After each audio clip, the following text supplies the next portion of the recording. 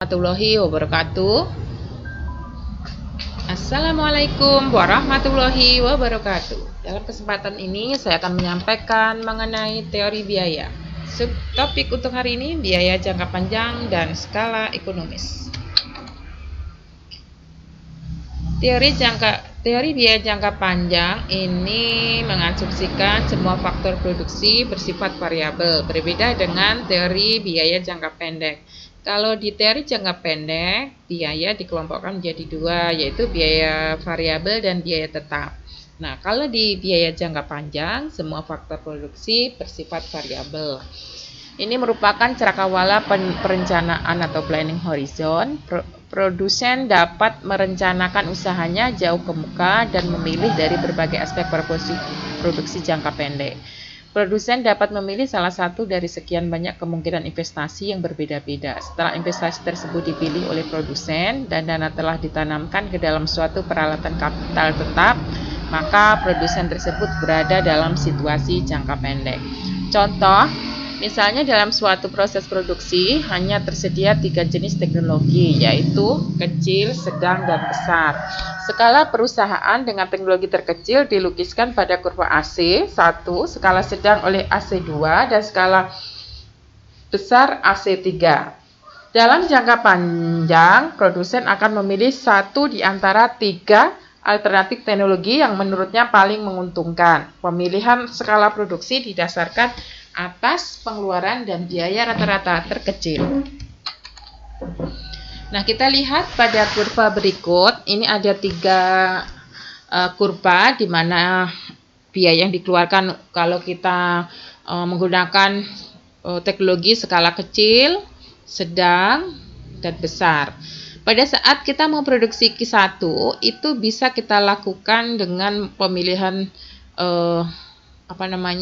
pemilihan teknologi sedang dan kecil. Nah, ini tentunya akan menyulitkan bagi si produsen untuk memilih mana yang paling memberikan keuntungan atau memberikan yang efisien biayanya. Kemudian pada saat Q2 dengan produksi Q2, biaya yang kita keluarkan adalah AC2 dan AC3. Tentunya kita sebagai produsen akan memilih yang AC2, di mana investasi yang dikeluarkan pasti lebih kecil dibandingkan dengan yang AC3. Tuh. Kemudian ini penjelasan dari kurva tadi. Jadi misal produsen memperkirakan akan memproduksi OK1 atau OK2, maka akan sulit mengambil keputusan. Pada tingkat produksi ini, 2 skala produksi membutuhkan biaya yang sama. Tadi kan Q1 itu bisa menggunakan AC1 dengan AC2. Kemudian yang untuk Q2 itu AC2 dengan AC3. Pada tingkat produksi ini, skala produksi membutuhkan biaya yang sama. Kemungkinan produsen akan memilih skala produksi yang lebih kecil karena memerlukan investasi yang lebih kecil. Tetapi, ada kemungkinan produsen memilih skala produksi yang lebih besar apabila memperkirakan permintaan produksinya meningkat terus. Untuk semua kasus, pada umumnya, keputusan produsen adalah didasarkan pada pertimbangan besarnya biaya rata-rata. Misalnya, produsen ini memproduksi output OK1, maka produsen mendirikan pabrik dengan skala AC1. Tetapi, jika produsen yang diinginkan OK2, maka biaya yang harus dikeluarkan adalah OC1 dan biaya ini lebih tinggi dibandingkan dengan penggunaan skala AC2. Dalam jangka pendek ia menggunakan skala AC1, tetapi untuk perencanaan jangka panjang ia harus menggunakan AC2 karena biaya yang dikeluarkan akan lebih kecil daripada OC2. Biaya yang dikeluarkan lebih kecil OC2-nya. Dalam jangka pendek, seorang produsen harus memproduksi dengan menggunakan skala AC1, AC2, dan AC3. dan seterusnya. Dalam jangka panjang, ia dapat mendirikan skala produksi yang memerlukan biaya rata-rata terkecil untuk setiap tingkatan produksi.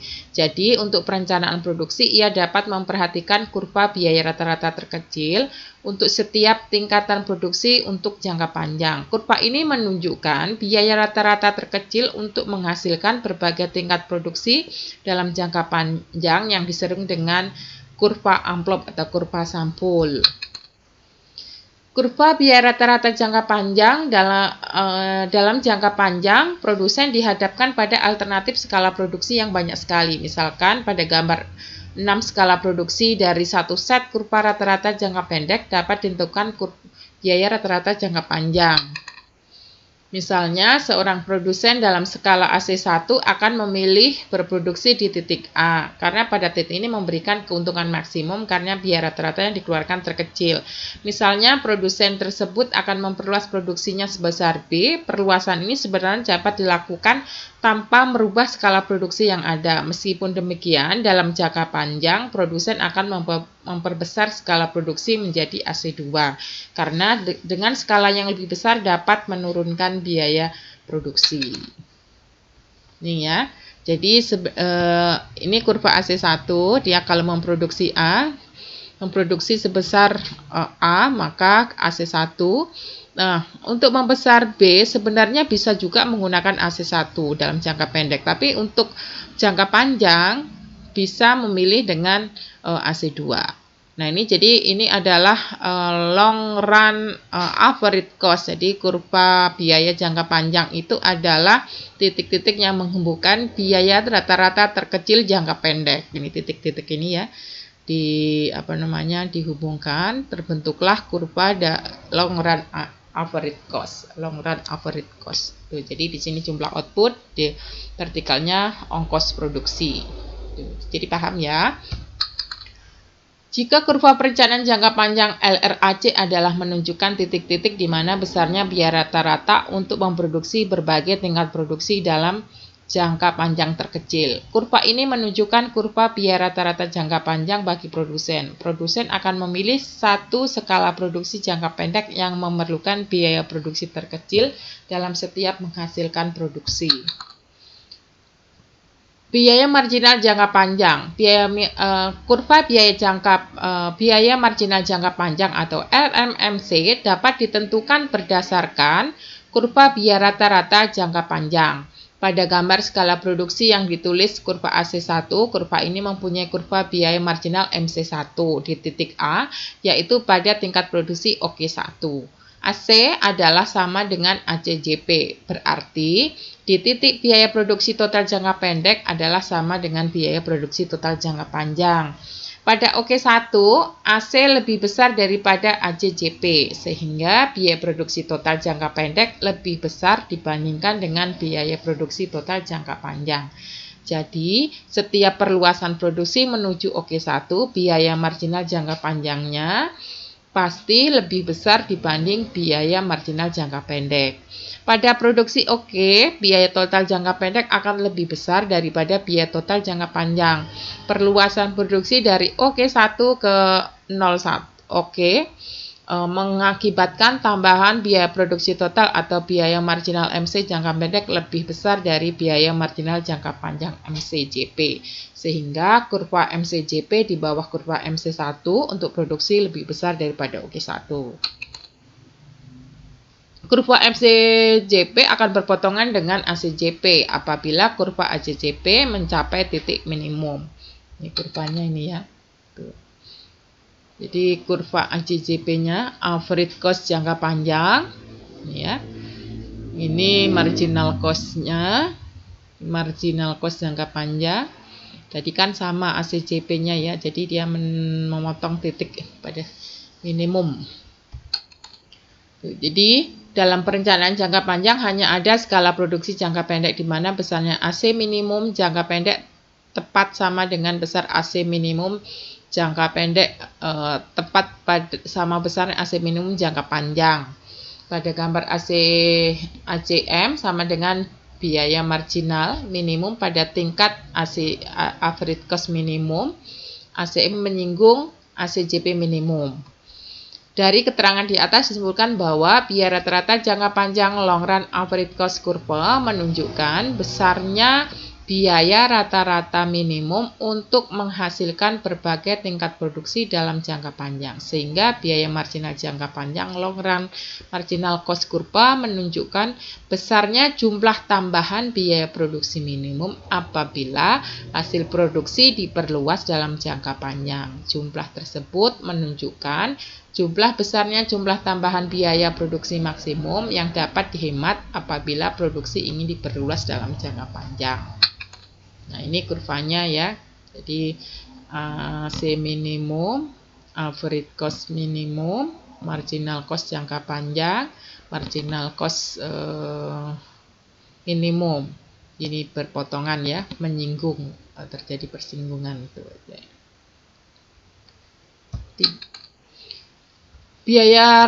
Kurva biaya rata-rata jangka pendek dan jangka panjang adalah sama, yaitu berbentuk U. Meskipun demikian, alasan mengapa kedua kurva berbentuk U adalah berbeda. Kurva AC jangka pendek berbentuk U karena biaya marginal rata-rata berbentuk U. Hal ini disebabkan karena adanya pertambahan hasil yang semakin berkurang. Low diminishing return ya.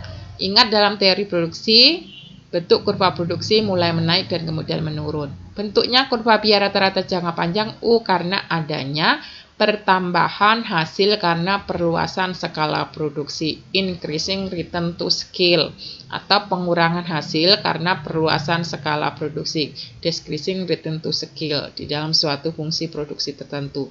Bentuk seperti ini karena adanya ekonomi perluasan skala produksi, economies of scale, dan disekonomi perluasan skala produksi atau disekonomi to scale. Daerah dari 0 sampai QM, perusahaan mempunyai AC yang menurun. Diperluasnya skala produksi pada permulaan akan menurunkan AC karena diasumsikan harga faktor produksi tetap. Maka alasan penurunan biaya per unit adalah output meningkat lebih cepat daripada input. Daerah biaya rata-rata yang menurun, decreasing cost, ini sering disebut dengan increasing return atau hasil yang semakin meningkat. Jadi pertambahan produksinya lebih cepat daripada input disebut dengan ekonomis perluasan skala produksi, ekonomis ya, skala ekonomi yang ekonomis. Menurut Adam Smith, ekonomis perluasan skala produksi ini disebabkan adanya spesialisasi dan pembagian kerja buruh. Jadi kalau dilakukan spesialisasi kan hanya satu yang dilakukan ya, produksi yang diproduksi, sehingga adanya spesialisasi mendorong kualitas produknya lebih cepat diproduksi, kemudian ada pembagian tugas yang jelas, sehingga akan mempercepat produksi. Faktor kedua adalah adanya faktor teknologi. Teknologi itu akan mengefisiensikan biaya ya, dari waktu, tenaga ya. Kedua faktor ini memungkinkan produsen untuk menekan biaya rata-rata per unit dengan jalan perluasan skala produksi. Sedangkan disekonomi perluasan skala produksi karena adanya AC yang meningkat, increasing cost. Menaiknya kurva ACJP, output lebih besar daripada besar atau QM, quantity minimum. Kenaikan produksi akan disertai oleh kenaikan biaya rata-rata per unit output. Jika harga per unit output tetap, maka peningkatan output lebih kecil dari proporsi peningkatan input, sehingga perusahaan dalam keadaan decreasing return atau hasil yang semakin menurun. Itu ya. Jadi kalau yang ekonomis perluasan skala produksi disebut dengan hasil yang semakin meningkat, increasing return. Kalau disekonomi karena decreasing return. Dalam keadaan ini, semakin diperluas skala produksi, selewatnya titik tertentu, seorang pimpinan akan sering mendelegasikan wewenang, tanggung jawab, dan kekuasaannya kepada eselon di bawahnya. Hubungan dengan pekerjaan rutin sehari-hari cenderung akan semakin kurang efisien dan akhirnya akan menaikkan biaya produksi rata-rata per unit. ACJP perusahaan telah mencapai biaya per unit output jangka panjang yang terendah. Tiap titik pada AJJP adalah efisien dalam pengertian produksi tidak dapat tercapai pada biaya per unit yang lebih rendah dengan teknologi dan faktor produksi tertentu. Perusahaan mungkin mempunyai daerah sekitar QM. Pada daerah tersebut, perusahaan akan menghadapi biaya yang tetap pada daerah output yang relevan. Hal ini berarti biaya rata-rata per unit output perusahaan tidak berubah sebagaimana perubahan outputnya. Karena harga input diasumsikan tetap, maka berarti output perusahaan meningkat secepat peningkatan input. Perusahaan dikatakan dalam constant return. Jadi penambahan input sama dengan penambahan output ya. Jadi konstan. Kalau 1% meningkat 1%. Nah, ini berbagai bentuk kurva biaya rata-rata. Nanti silahkan dibaca di buku teksnya ya. Ada berbentuknya macam-macam ya. AJJP. Biaya produksi jangka panjang dan perubahan harga faktor produksi. Biaya jangka panjang untuk tingkat produksi tertentu akan naik apabila harga faktor produksi yang dipergunakan naik. Perubahan harga faktor produksi di samping merubah biaya produksi rata-rata jangka panjang juga merubah biaya marginal jangka panjang. Jadi ini ya, ini ada peningkatan faktor produksi akan meningkatkan AC. Average cost secara keseluruhan ya. Kita lihat yang faktor produksi inferior. Apabila harga naik, maka AC-nya juga naik. AC-nya juga naik ya. Ini AC1, AC0 jadi AC1 ya. Baru yang barang inferior itu MC0 menjadi MC1. MC-nya jadi menurun untuk faktor produksi inferior. Nih, kecuali ini. Yang lainnya AC meningkat, harga faktor produksi secara keseluruhan meningkat semua ya. Ini AC0, AC1, AC0, AC1. Kalau MC kita lihat MC0, MC1. Ini ada penurunan ya dari sini. MC0, MC1 meningkat, MC0, MC1. Tuh, jadi yang untuk barang inferior MC-nya yang menurun, hanya menurun ya. Tuh. Kemudian kalau yang barang superior peningkatan harga produksi akan menurunkan jumlah produksi ya. Jadi dari MC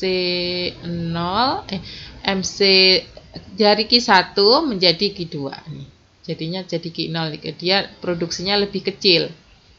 Gitu ya. Yang lain produksinya jadi lebih besar semua. Kecuali barang superior. Kalau ongkos produksinya meningkat, jumlah produksi AC-nya meningkat, MC-nya meningkat, tetapi jumlah produksinya jadi menurun. Nanti dibaca ulang. Demikian saja untuk hari ini mengenai teori jangka panjang. Kalau belum jelas, cari rujukan-rujukan yang sudah kita sampaikan di awal kuliah ya. Untuk hari ini saya akhiri. Wassalamualaikum warahmatullahi wabarakatuh.